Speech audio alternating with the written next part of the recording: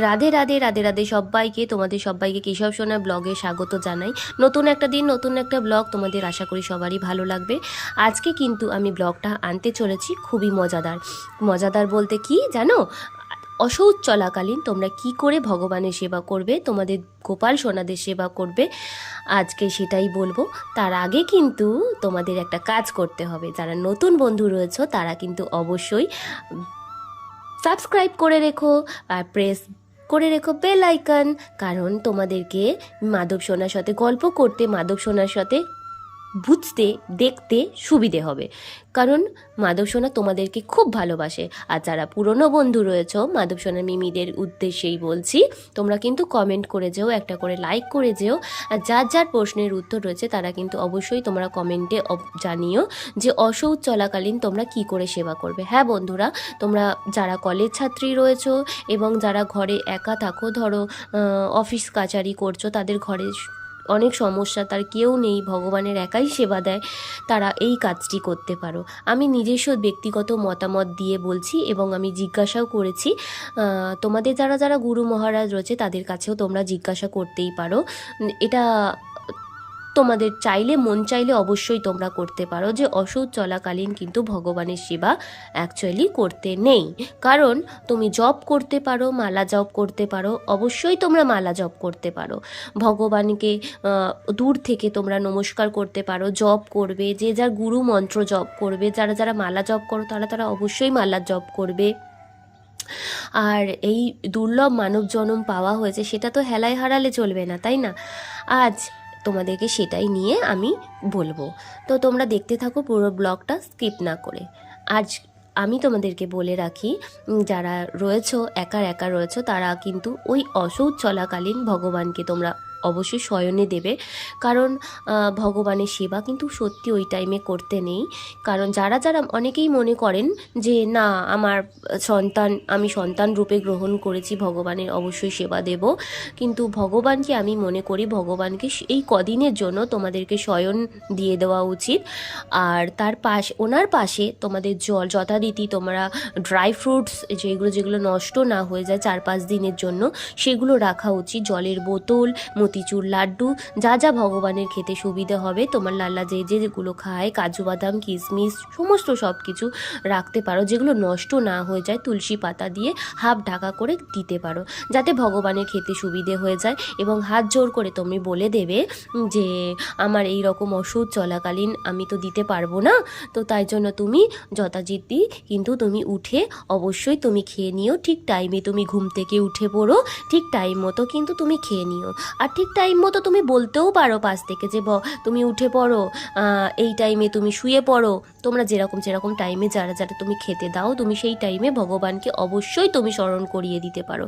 এটা আমি নিজস্ব ব্যক্তিগত মতামত থেকে বলছি, কারণ তোমাদের মনে অনেক সময় অনেক কিছু প্রশ্ন জাগতে পারে, যে অনেকে অনেক বাজে বাজে কমেন্টও হয়তো করবে, কিন্তু না, এইভাবে করাটা উচিত না।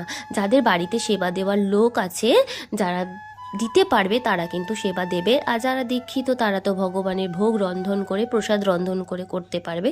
আমার বাড়িতে কিন্তু আমার হাজবেন্ড এবং আমার মেয়ে রয়েছে, সেই কিন্তু এই টাইমটা দেয়। আর আমি যেহেতু প্রসাদ ভুজি বা দীক্ষিত, তাই জন্য আমি ভোগ রন্ধন করে দিই, আমি দূর থেকে করে দিই।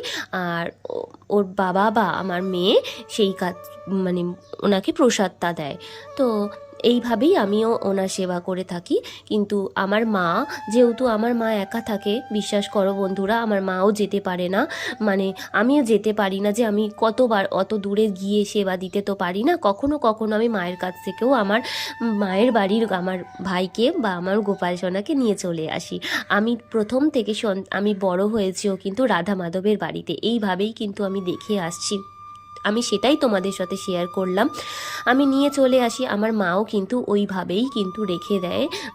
যেহেতু আমার মায়ের কাছে কেউ নেই, মানে থাকার নেই, আমি আর আমার বোনেরও বিয়ে হয়ে গেছে বন্ধুরা, তো আমার বোনও আসতে পারে না, আর আমিও যেতে পারি না অনেকটা দূরে বলে।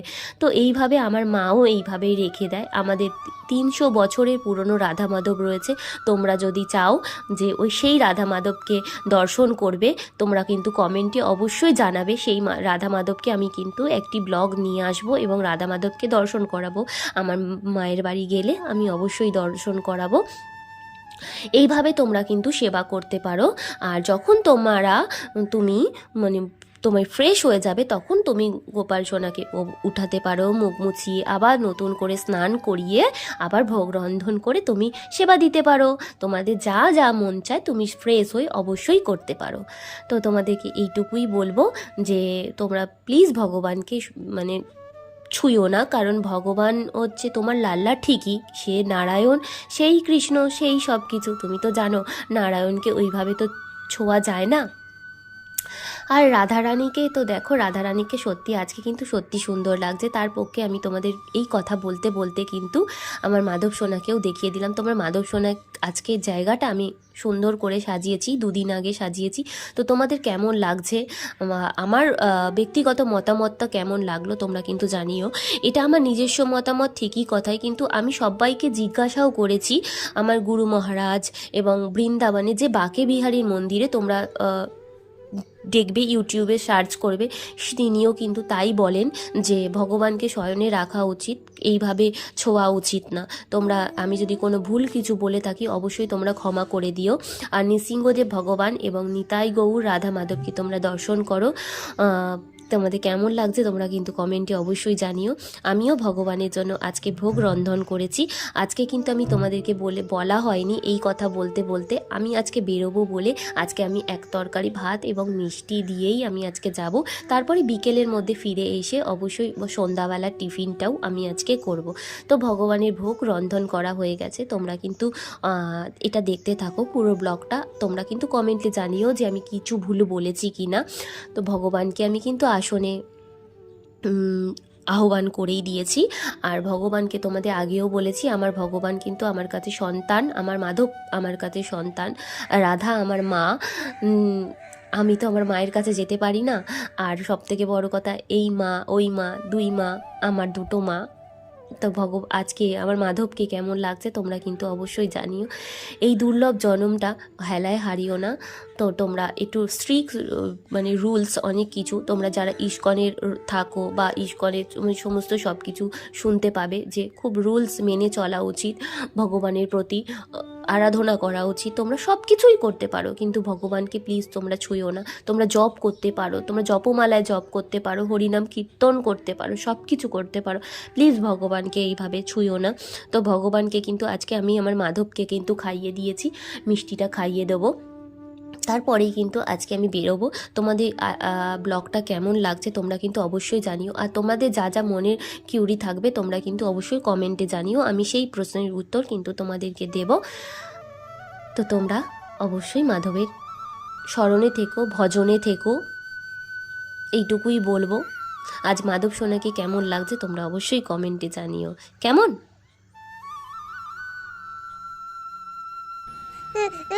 মা যেটা বলছে সেটা শুনেছ? হ্যাঁ, সত্যি বলছি, মা কিন্তু বাঁকে বিহারী মন্দিরে কথা শুনেছে। মা কিন্তু গুরুদেবকে জিজ্ঞাসা করেই বলেছে, তো এটা কিন্তু সত্যি কথাই। আমাকে কিন্তু তোমার মা যেটা বলছে অবশ্যই তোমরা কিন্তু সেটা করবে। আমি তো সবার লাল্লা, আমি সবাইকে ভালোবাসি, আমি সবাইকে ভালোবেসেও যাব। সবাই আমাকে না ভালোবাসুক, আমি তো সবাইকে ভালোবাসি। আর এই যে মা ঘুরতেই চলে যাচ্ছে, মা বলছে আমি যাচ্ছি সোনা। তোমরা কিন্তু অবশ্যই কমেন্টে